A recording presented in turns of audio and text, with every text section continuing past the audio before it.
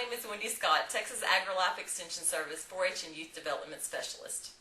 Learn by doing is an atmosphere where learning is fun and is the basic philosophy of 4-H. The 4-H project is where Learn by Doing takes place. Members pick a project, they find things they want to do and learn through a minimum of 5 educational experiences a year.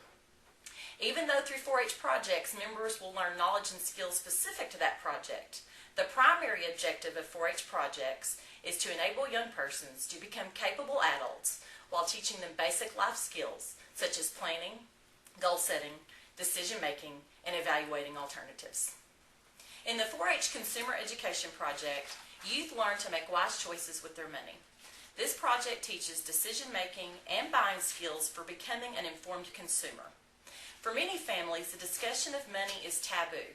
Adults make it, kids ask for it, end of story. Yet financial experts agree that understanding cash, credit, and consumerism is possible and important to build a sense of financial responsibility in our children. In these economic times, these knowledge and skills are more important than ever. The 4-H Consumer Education Project is a vital part of teaching kids about money. Many resources are available to teach youth about finances.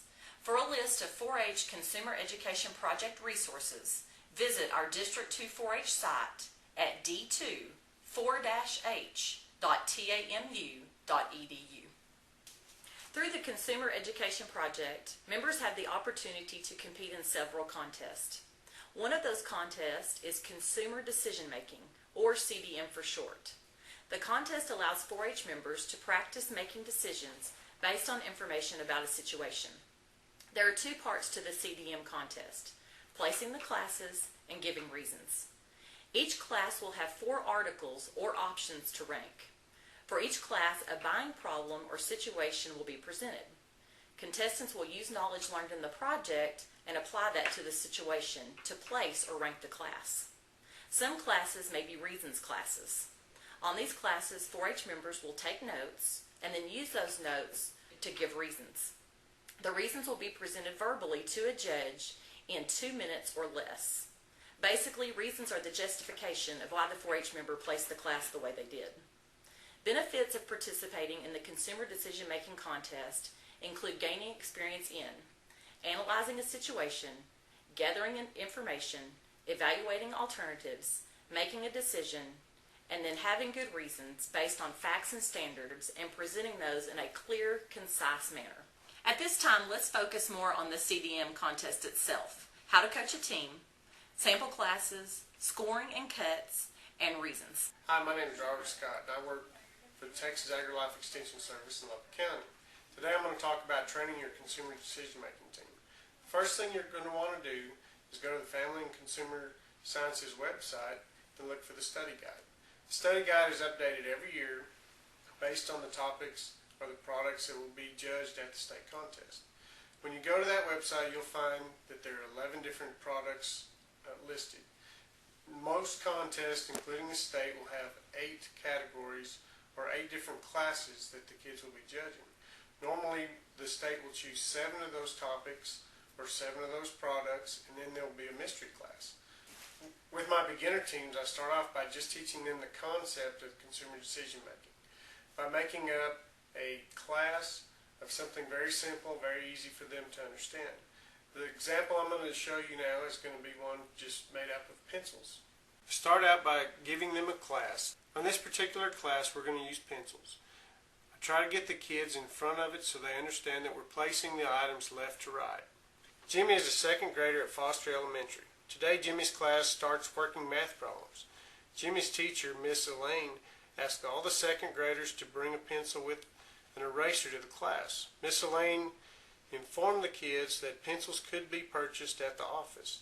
The office even had different color pencils. Since Jimmy's favorite color is green, he was excited to purchase a green pencil. Jimmy's mother gave him $1 to buy his pencil. Which pencil best fits Jimmy's needs? By doing this, I'm trying to teach the kids to look at all the different variables by reading the scenario and identifying the product that best fits them. To help with this process and to help them understand the concept of placing the class, I give them a reasons card to take notes on. The form I use basically allows the kids to write a description of each item in the class, write down their official placings, and then write down grants and criticisms within each class. Now, even though some of the kids will not be talking reasons, this helps develop the process and develop the thinking process to help them later on in placing the class. Here is an example of a reasons card that has been filled out based on the pencil class that we earlier discussed. You'll notice we have a class description. We have the kids taking observations and writing them down on each different item. We have their official placings. And then we have grants and criticisms between each item to justify why they're placed where they're at. You can also go to the FCS website and find the placings for the classes over the last couple of years. There's also the official write-up for each class where you can see the placings and the cuts and the reasons they're placed the way they are. Those are good resources to use to train your team if you don't know how to write up an actual class. The next thing we're going to do once the kids understand the concept of consumer judging is to start studying the study guide. For example, if we use the study guide, the compact fluorescent bulbs, we're going to read through the study guide. We're going to highlight the most important parts in the study guide so the kids understand really what they're looking for. And then we're going to go put some classes together. There's several ways you can put classes together. One way is to go to the internet and find the products you're looking for and print them off. You just need to make sure you print off the product with the actual features the product offers you. Also, you can cut ads out of the Sunday paper and put some classes together. The great thing about using the internet print-offs and the magazine clippings is you can change the scenario and change the pricing and change the feature to make a multitude of classes. And finally, a fun thing to do with the kids is take them to your local store, whether it's a Walmart, Kmart, or Dollar General, and you can have the kids actually place the products that are on the shelf, and this gives them a hands-on experience and also makes it a little more interactive and fun for them. Hi, my name is Amber Parkinson, and I'm with the Texas AgriLife Extension Service in Hockley County. Now we're going to look at an actual class and how we place and score it. Okay, this is an example class on sunscreen. Our scenario says, Amy is going to the lake this weekend and needs a sunscreen to protect her sensitive skin from the sun. She plans on water skiing and swimming along with playing on the beach. Help her buy the best sunscreen for the money. Criteria in our scenario, since Amy is going to be in the water swimming and skiing, we need to look for a product that is waterproof or possibly sweat-proof. And we also need to consider cost as well as note that she has sensitive skin.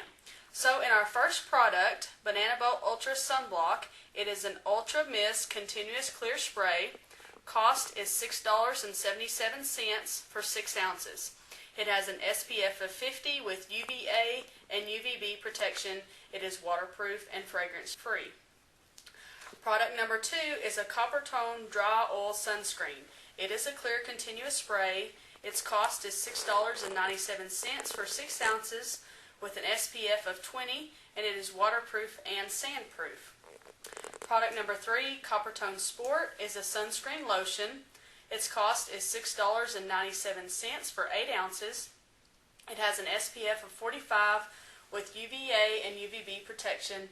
It is waterproof and fragrance-free.